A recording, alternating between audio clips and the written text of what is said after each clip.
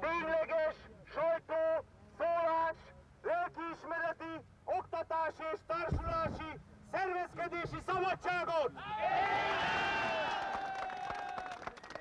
Népképviseleti demokráciát a törvényhozó, a végrehajtó és a bírói hatalom minden szintjén! Emberhez méltó létfeltételeket, államilag garantált létminimumot az elszegényedett rétegeknek!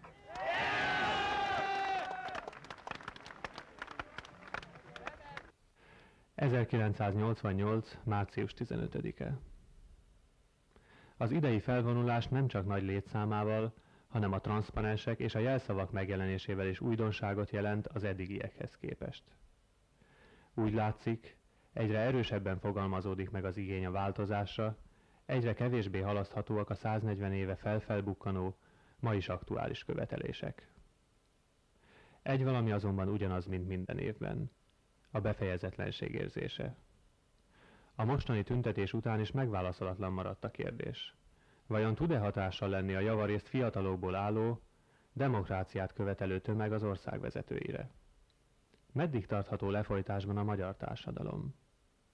Meg tudják a különböző csoportok világosan fogalmazni céljaikat? Annyi csak a felelősségünk a jövőnkért, hogy egy év múlva újra találkozunk a Petőfi szobornál?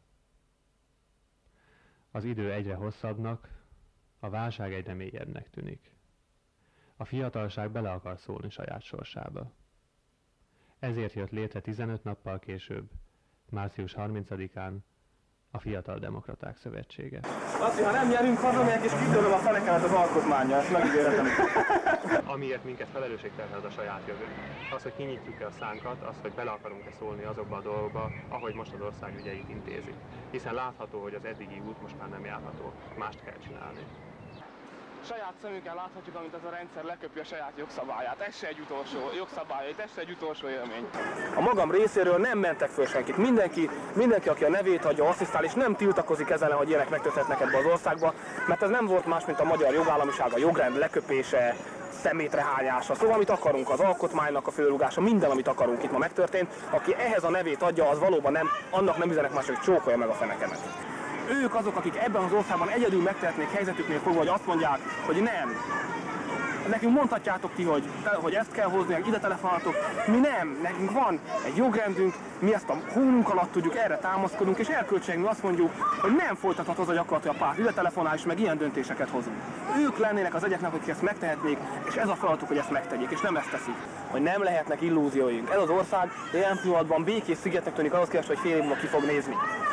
Sorozatos botrányok lesznek, szervezetek fognak alakulni, tüntetések lesznek, sztrájkok lesznek, szóval minden lesz, ami egy gazdaságilag szép lassan lerohadó országban lenni szokott. Ez itt lesz, ez meg fog történni. Úgyhogy senkinek ebben az országban ne legyen illúzióra arra nézve, hogy amikor majd a lepusztulás lesz, tömeges elégedetlenség lesz, akkor ha rajtuk múlik, akkor milyen ítéletek fognak születni ilyen ügyekben. Ne legyen illúzió. Az a politikai rendszer, ami nem hajlandó tárgyalni, ami nem hajlandó a társadalom megszerveződő erőivel tárgyalni, az csak önmagának tehet szemrányos, amikor rálőnek. Csak magának, és nem a lövöldözőket kell, hogy terhelje a felelősség, hanem azokat, akik nem voltak hajlandóak a békés szándékúakkal tárgyalni.